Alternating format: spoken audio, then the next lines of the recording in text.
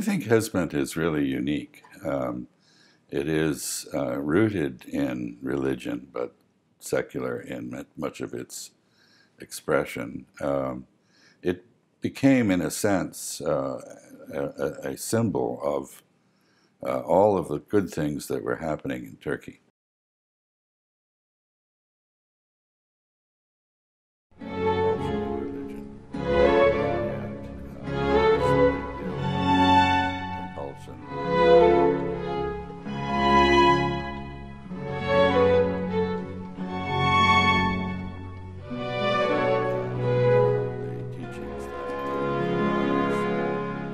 Antidote to some.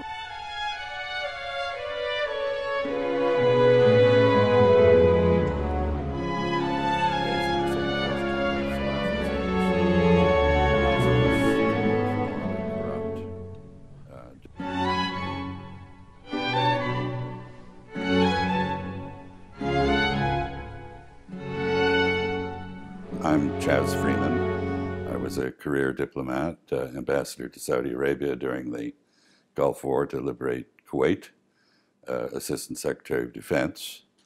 And it was really as Assistant Secretary of Defense that I first began to spend time in Turkey, which is a country that I enjoy visiting very much. I first encountered Hizmet through the Rumi Forum, which is a center here in Washington that organizes quite wide-ranging discussions of various topics, not all of them having to do with Turkey, some of them quite far removed from that subject. I went through the Rumi Forum to Turkey for what I would describe as political tourism. That is an introduction to the politics and the social evolution of modern Turkey. Quite fascinating. I have been very impressed by the Hizmet movement to the extent I have encountered it. I mean, it is a truly global movement which is educating millions of children. By all accounts, the education which emphasizes science and tolerance is very effective. It's all over Central Asia. It's actually quite active here in the United States and has a very, very good reputation.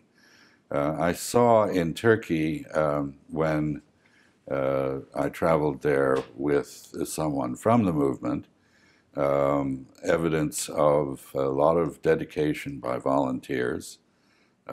Almost every evening there was a visit to a Turkish home. The people I met impressed me with their piety, but also their tolerance. In general, I think the emphasis on education in Hizmet is very well placed. It is part of helping human beings to develop, not just intellectually, but morally.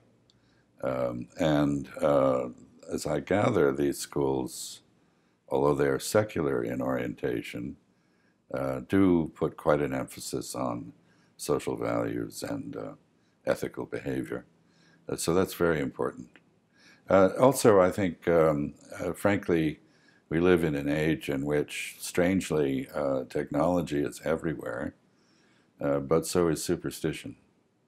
I think an emphasis on science is particularly important. There are people who look at the world and deny what they see because they impose some sort of ideological or superstitious filter on it. Learning to accept the facts as they are and then try to work with them to make things better is really essential. Well, I've read a little bit of Fethullah Gulen's writing, which does seem to me epitomizes a modern view of Islam that is quite contrasted with the Salafi view. I actually think Salafism has some merit. That is to say, in a sense, Mr. Gulen is raising the same question that the Salafis raise. Is this age morally corrupt? Do we need to renew our faith? How should we live? All these questions are very topical, but his answer is broad-minded, human, and tolerant. And I think probably it is closer to the early spirit of Islam than the Salafis, who wish to reject foreign thought, lock up women in the back room, and generally persecute or ignore or exclude those of other faiths from participation in the life of the countries they live in. I think, in a sense, the Hizmet movement and the teachings that it embodies are an antidote to some of the most objectionable, worst features of the modern religious scene. Is strangely, in virtually every religious community, whether it's Hindu or Jewish or Christian or Muslim, we now have a resurgence of reactionary, xenophobic tendencies. And I think Hizmet is a counter to this, and very valuable for that reason alone. I believe firmly in the importance of interfaith dialogue, and more particularly tolerance. It enriches spiritual life to hear other viewpoints. It doesn't subtract from it. So this is the tradition of Islam, and it is not correct, I think, to levy the sort of criticism that is levied when people reach out beyond the community, beyond the ummah, to talk to other people.